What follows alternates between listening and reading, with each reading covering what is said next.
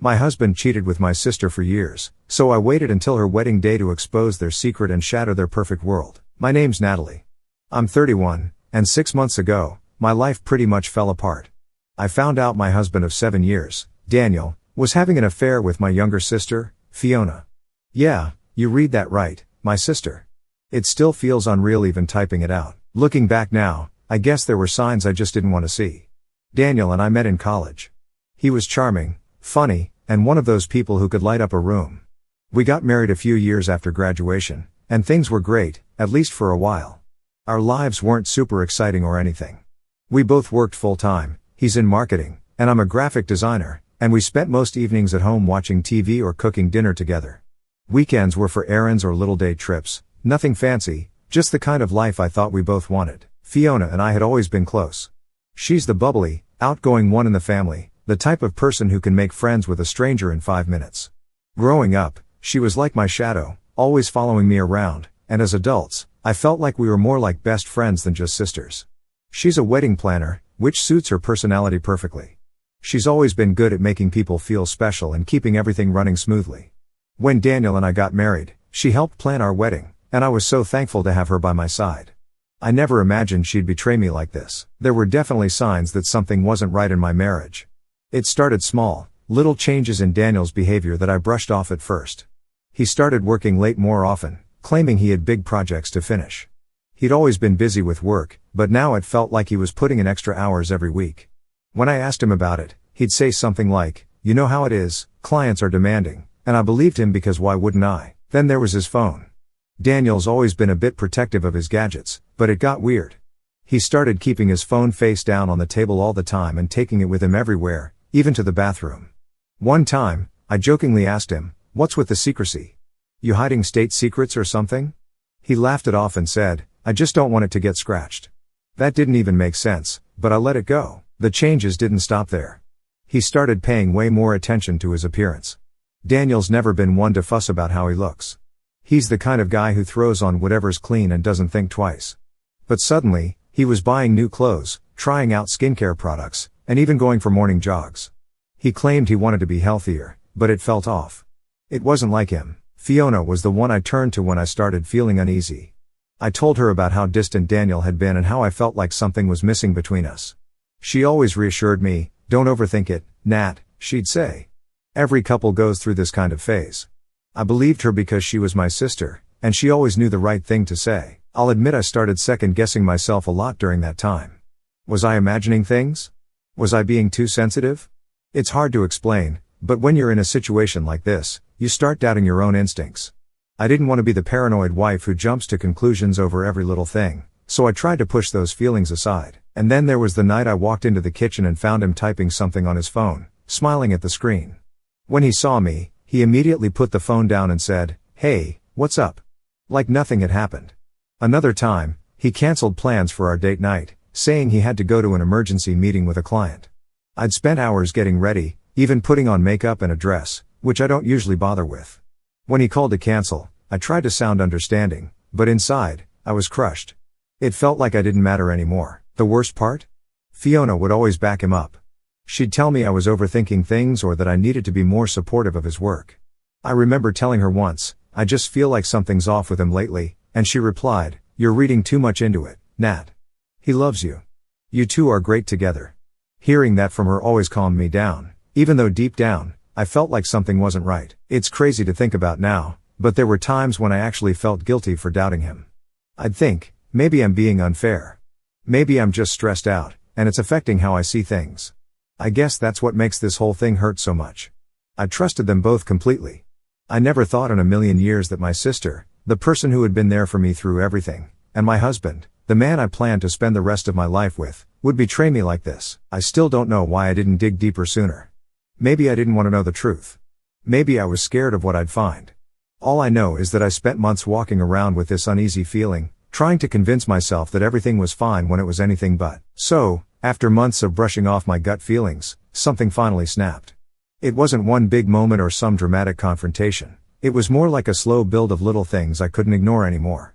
I'd started noticing how often Daniel's phone was lighting up with notifications at odd times, but it wasn't until one specific night that I decided to stop second-guessing myself. We were sitting on the couch, watching a show. I don't even remember what it was because I was distracted the whole time. Daniel had his phone in his hand, like always, and I noticed he was smiling at something. It wasn't just a normal smile, though, it was this soft, almost affectionate look. I asked, "What's so funny?" Trying to keep my tone light, but he immediately locked the screen and said, "Oh, nothing, just some dumb work thing." That response didn't sit right with me. Work texts don't usually make you smile like that. I let it go in the moment because I didn't want to start an argument, but that was when I decided I couldn't just keep ignoring this anymore. I needed to know what was really going on.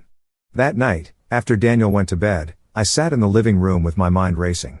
I kept thinking about his behavior, about how distant he'd been lately, and how Fiona always seemed to brush off my concerns whenever I talked to her. My stomach was in knots because a part of me already knew what I was going to find. I just didn't want to believe it. I remembered something Daniel and I had done a few years ago when we were setting up a new phone for him. We had linked our Apple IDs for convenience so we could share apps, music, and stuff like that. I hadn't thought about it in years, but sitting there on the couch, it hit me. I could still use that link to check his activity. I grabbed my phone. I needed answers. I opened the settings and relinked his account to my phone. The first thing I saw was his iMessages. My heart started pounding as I scrolled through his recent chats, and there it was, a conversation with Fiona. At first, it looked innocent, lots of short messages about family stuff, planning dinners, and general chit-chat. But as I scrolled back further, the tone changed. There were inside jokes I didn't understand, late-night goodnight texts. I kept scrolling, feeling more and more sick with every message I read. And then I saw a photo. It wasn't anything explicit, but it was a picture of Fiona wearing a sweater I recognized. It was Daniel's sweater, one he wore all the time around the house. The caption said, "Stole this from you, hope you don't mind." I stared at that photo for what felt like forever. I didn't even know how to process it. I wanted to wake him up right then and there, scream at him, demand an explanation, but something stopped me. I think it was the realization that this wasn't just a random one-off thing. If they were this comfortable, this casual about it, it had to be deeper than I'd thought. Instead of confronting him, I decided to dig deeper. I knew if I wanted the full story, I had to be smart about it. I started going through his other apps. That's when I found their WhatsApp chats. Unlike the iMessages, these weren't casual at all. They were long, detailed conversations, plans to meet up, discussions about how to keep things hidden from me and Fiona's fiancé, Alex. They even joked about me being too trusting. One message stood out. It was from Fiona, and it said, "She's working late tomorrow, right? You can come over then. I'll make your favorite." I felt like I couldn't breathe. My own sister, someone I trusted completely, was orchestrating this whole thing behind my back. I took screenshots of everything and sent them to myself. I didn't even know what I was going to do with them yet, but I knew I needed to have proof.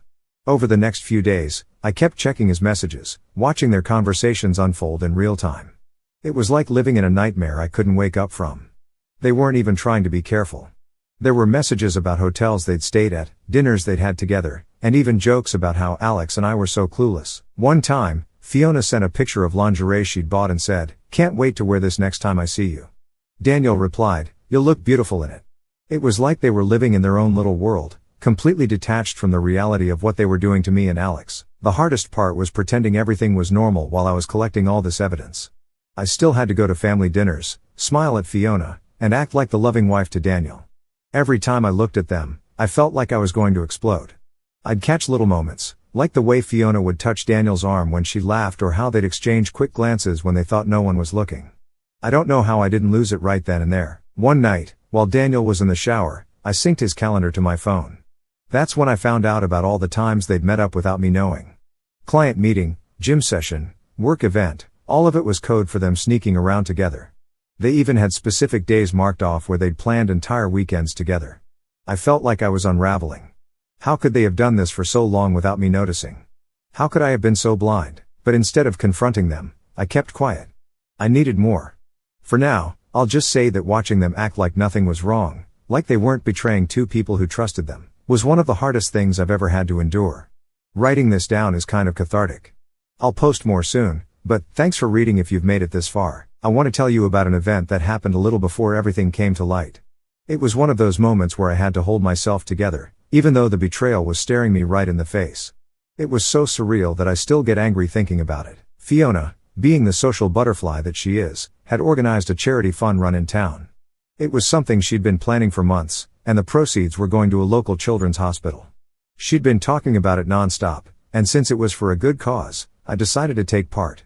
Daniel was weirdly enthusiastic about it too, which felt off because, let's be real, he's not the get up early and run for charity type of guy. But he signed up and said it would be a good way to spend time together as a family. If I didn't know what I knew, I probably would have thought it was sweet. The day of the event was sunny and warm, and there were people everywhere, families, couples, kids with their faces painted. Fiona was in her element, running around in her event organizer t-shirt, holding a clipboard, and making sure everything was running smoothly. She looked so normal, like the perfect, bubbly little sister everyone loved. Watching her joke with volunteers and give heartfelt speeches made me want to scream. How could she be so fake? Daniel, of course, was right by her side, helping set up tents and hand out water bottles like he was Mr. Charitable. I wanted to believe it was just because he was being supportive, but I knew better. Every time he talked to Fiona, he'd lower his voice slightly, or they'd exchange these quick little glances when they thought no one was looking.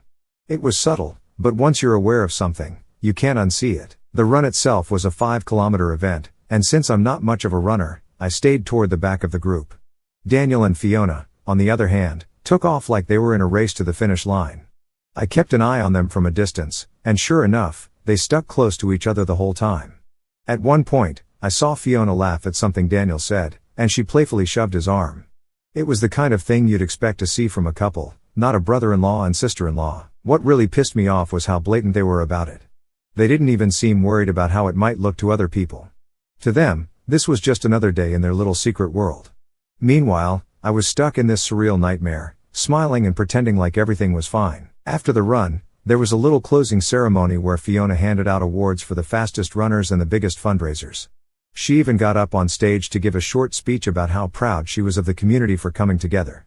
This event wouldn't have been possible without the support of my family and friends, she said, glancing at Daniel. My stomach turned. How dare she stand up there and act like she was some shining example of goodness when she'd been sneaking around behind my back for years. As people started gathering for group photos, I hung back and pulled out my phone. By this point, I'd gotten into the habit of checking Daniel and Fiona's linked WhatsApp messages whenever I could.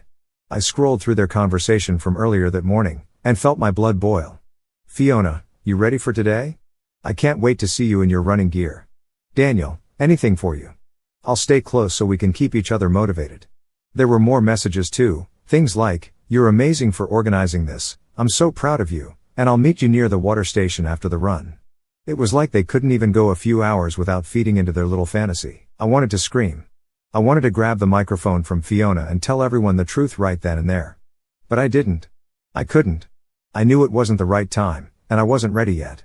So, instead, I shoved my phone back into my pocket, plastered on a fake smile, and joined the group for photos. Fiona pulled me into a hug for one of the pictures, and all I could think about was how badly I wanted to push her away. Later, during the post-run refreshments, I noticed Daniel and Fiona standing off to the side, talking quietly. I couldn't hear what they were saying, but they were smiling like they didn't have a care in the world. I watched as Fiona reached out and adjusted Daniel's race bib, her hand lingering a little too long on his chest. It was so blatant, I felt like I was going to explode. Did they think I was stupid? Did they think I wouldn't notice? When Daniel came over to me a few minutes later, I forced myself to act normal. Good run, he said, leaning down to kiss my forehead. The gesture felt so fake, it made my skin crawl. Yeah, you and Fiona seemed to have a good time too, I replied, trying to keep my tone neutral. He just smiled and said, she was great, wasn't she? She worked so hard on this event. I wanted to scream, of course she did, Daniel. She worked so hard at everything, including ruining our marriage. The rest of the day was a blur. I spent most of it keeping myself busy, helping Fiona clean up and chatting with other volunteers. I didn't trust myself to be around Daniel and Fiona for too long because I knew I'd say something I wasn't ready to reveal yet. At one point, Fiona came over and thanked me for coming. It means so much to me that you were here, she said, looking at me with those big, fake eyes. I smiled back and said, of course, anything for you. The words tasted like poison. By the end of the day, I was emotionally drained. Watching them together, seeing how they acted like everything was fine, was exhausting. But it also fueled me. If they thought they could keep getting away with this, they were dead wrong.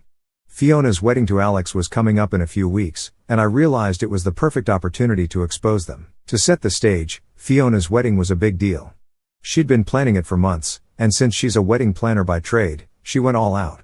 It was at this beautiful outdoor venue. White tents, fairy lights, the whole picture perfect vibe. Everyone was there, family, friends, co-workers, even some of Alex's extended family who'd flown in from out of state. The pressure to make the day flawless was high, and I was right in the middle of it as her maid of honor. In the days leading up to the wedding, I'd gone back and forth about how I wanted to handle things. I knew I couldn't just sit through the ceremony and pretend everything was fine. The idea of Fiona and Daniel standing there, smiling and laughing like they hadn't spent the last 2 years betraying me, was more than I could take. But I also didn't want to cause a scene just for the sake of it. I wanted to make sure the truth came out in a way they couldn't deny or talk their way out of. On the morning of the wedding, I woke up with this strange sense of calm.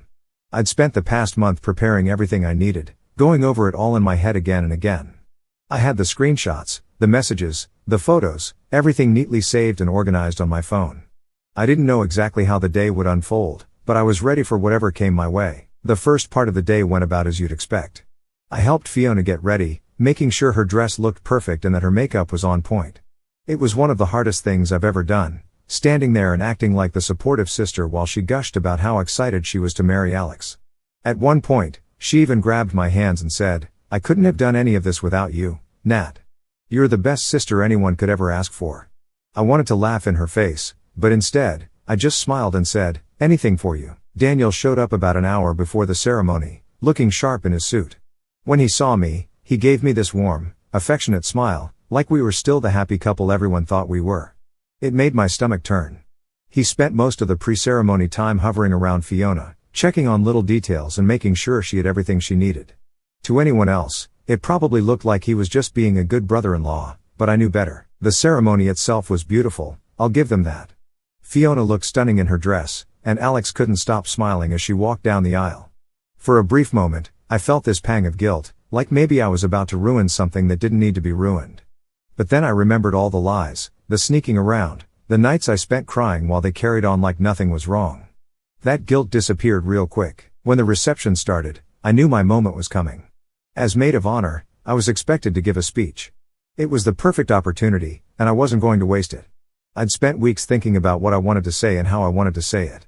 My goal wasn't just to expose them, it was to make sure everyone knew exactly who they were and what they'd done. When it was time for the speeches, I stood up with my glass of sparkling cider and took a deep breath. The room was quiet, all eyes on me. Fiona was sitting at the head table with Alex, looking radiant and completely oblivious to what was about to happen. Daniel was a few seats away, watching me with a proud smile that made me want to throw my drink in his face. "I'd like to start by thanking everyone for being here today," I began, keeping my tone light and cheerful. "Fiona and Alex, this day is absolutely beautiful, and it's clear how much love and effort you've both put into making it perfect." There were murmurs of agreement from the crowd, and I could see Fiona beaming, probably thinking this was going to be some sweet, sappy tribute. She had no idea what was coming. As Fiona's sister, I've had the privilege of watching her grow into the amazing woman she is today, I continued, and as her maid of honor, I've had the honor of helping her plan this incredible celebration of love. But what I've also had, I said, my voice steady as I reached into my pocket and pulled out my phone, is a front row seat to a very different side of the story. The room went dead silent. Fiona's smile froze on her face, and I could see Daniel shifting uncomfortably in his seat. I unlocked my phone and pulled up a file I'd saved, a message thread between Fiona and Daniel. I held it up for everyone to see. "Over the past few months, I've discovered some things about Fiona and my husband, Daniel," I said, my voice steady despite the adrenaline coursing through me, "things that go far beyond what anyone here would expect. Like this message from Fiona to Daniel, sent 2 nights ago. I read it aloud. Can't wait to see you tomorrow. You'll always be my favorite." Gasps echoed around the room, and I could hear people whispering. Fiona tried to stand up, her face pale, but Alex reached out and grabbed her arm, keeping her in her seat. Daniel started saying something, probably trying to stop me, but I held up a hand to silence him. "Or this one," I said, scrolling to another screenshot. "She's working late on Thursday, so come over then. I'll make your favorite." I looked directly at Fiona as I added, "That was sent while I was at work, busting my ass to help pay for this wedding, by the way." At this point, the room was chaos. Fiona was crying, Daniel was trying to stand up and explain, and Alex looked like someone had just punched him in the stomach. He grabbed the phone from my hand and started scrolling through the messages himself. When he looked up at Fiona, his face was red with anger. "Is this true?" he asked, his voice shaking. Fiona didn't answer. She just sat there, tears streaming down her face, while the entire room stared at her. I could have said more. I could have gone on for hours about all the things I'd uncovered, but I didn't need to. The truth was out, and there was no way for them to talk their way out of it. I stepped away from the microphone and walked out of the room, leaving the chaos behind me. I went straight home. I didn't want to stick around to see the fallout or hear excuses. My phone was blowing up with texts and calls from family members, but I ignored most of them. I needed time to process everything. I'd spent so much energy preparing for that moment that I didn't even think about what came next. All I knew was that there was no going back. I got was from my cousin, Jenna, who stayed at the reception to see how it all played out. Her words, not mine. Apparently, as soon as I walked out, Alex lost it. He confronted Fiona in front of everyone, demanding to know how long it had been going on. When she couldn't give him a straight answer, he threw down his napkin, said something like, "You disgust me," and walked out.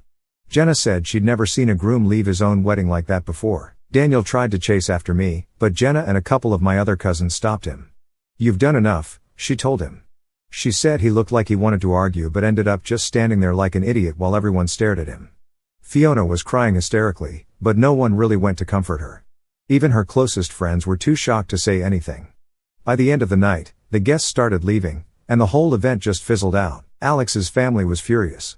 They'd paid for most of the wedding, and now their son's marriage had ended before it even started. They packed up their stuff and left the venue without saying a word to Fiona or her side of the family. The next day, I filed for divorce. I'd been sitting on those papers for weeks, just waiting for the right moment. Daniel came home that evening, looking like he'd aged 10 years overnight. He didn't even try to deny anything. He just sat on the couch and said, "I guess you're done with me now." I didn't even bother responding. I handed him the papers and said, "Sign these, and then you can pack your stuff and leave." He tried to apologize, but I shut him down. "You don't get to apologize," I told him. "You've had years to think about what you were doing.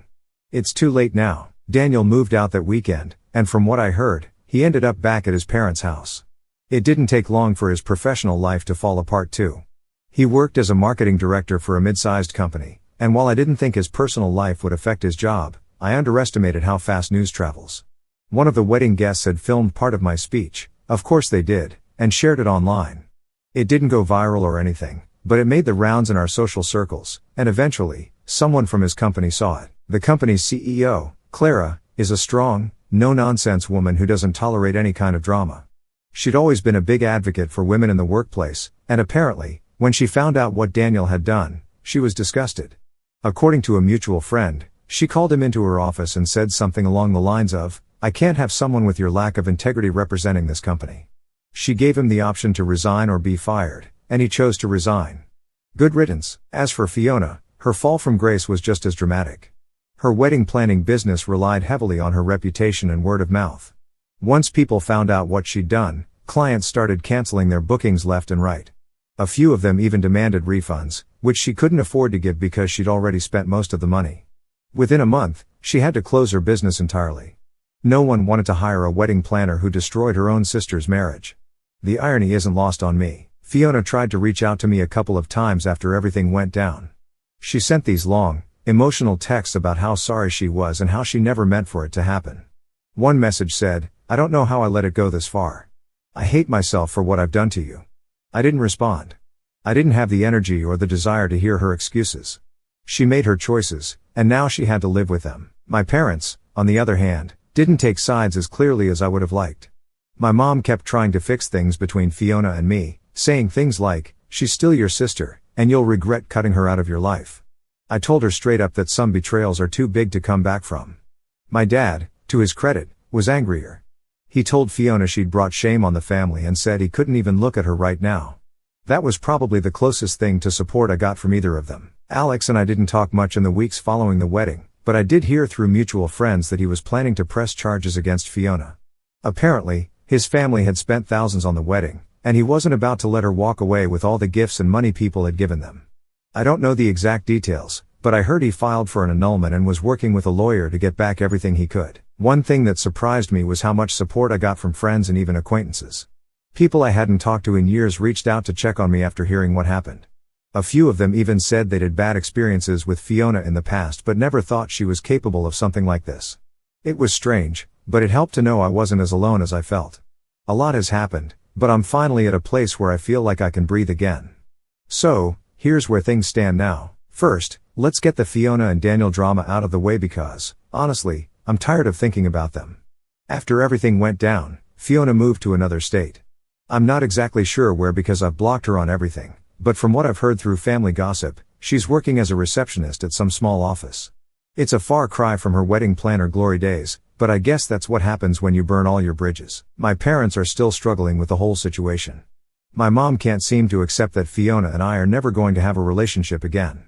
She keeps trying to guilt me with lines like, "You were so close growing up," or "family is family, no matter what." My dad, thankfully, has been more understanding. He hasn't spoken to Fiona since the wedding and says he doesn't know if he ever will.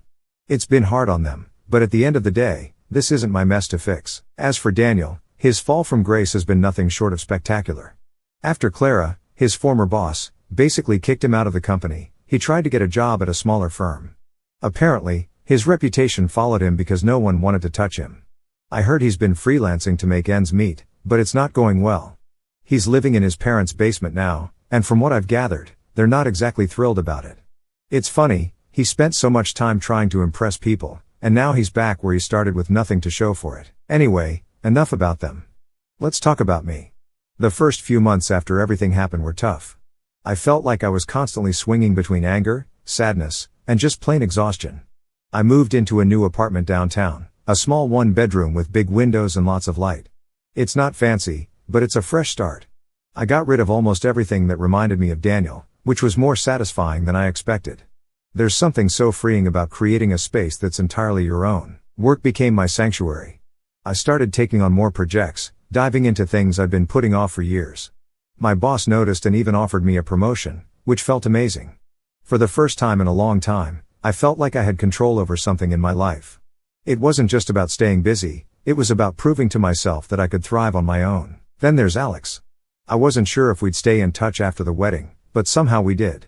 It started with a few casual texts, checking in, sharing updates about the fallout, that sort of thing. We bonded over our shared misery, but it wasn't just that. We also made each other laugh, which felt like a lifeline during such a dark time. Our first real meetup was at a coffee shop near my apartment.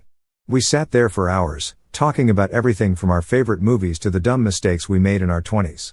It was easy, in a way I hadn't felt in years. There were no pretenses, just two people who understood each other in a way that most people couldn't. Over time, those coffee meetups turned into dinners, and dinners turned into something more. We've been dating for a couple of months now, and I'll be honest, it's scary. Trust doesn't come easily after what we've both been through, but Alex gets it. He doesn't push me to open up when I'm not ready, and I do the same for him. We're taking things slow, and for the first time in a long time, I feel hopeful about the future. One of the most unexpectedly healing moments came when Alex and I went to a park for a picnic. It was the same park where Daniel and I used to go for walks, and I'd been avoiding it for months. But being there with Alex felt different, like I was reclaiming something that had been taken from me. We sat on a blanket, eating sandwiches and laughing about the most random things, and I realized I wasn't angry anymore. I'm not saying I've forgiven Fiona or Daniel, but I've let go of the bitterness. They're not worth my energy. Therapy has helped too. I wasn't sure if I wanted to go at first. It felt a little too self-help book for me, but it's been a game changer. My therapist has helped me work through the guilt, the anger, and all the messy emotions that come with being betrayed by the people you trusted most. I've learned that it's okay to set boundaries, to cut people out when they're toxic, and to put myself first for once. Looking back, I think the biggest lesson I've learned is that healing isn't linear. Some days, I feel like I'm on top of the world, and other days, I'll see something that reminds me of the past, and it'll knock me down for a bit. But that's okay. The important thing is that I keep moving forward. So, where does that leave me now? Honestly, I'm in a good place. My life isn't perfect, but it feels like mine again. I've got a new apartment, a job I love, and a relationship that's built on trust and mutual respect. I've even started thinking about traveling, something I've always wanted to do but never made time for. Maybe I'll go to Italy or Japan next year. Who knows? To anyone reading this who's going through something similar, I just want to say, you're stronger than you think. It's going to hurt, and it's going to suck, but you'll get through it. And when you do, you'll realize just how much you're capable of. Don't let anyone tell you how to feel or how to heal. Take your time, and don't be afraid to put yourself first.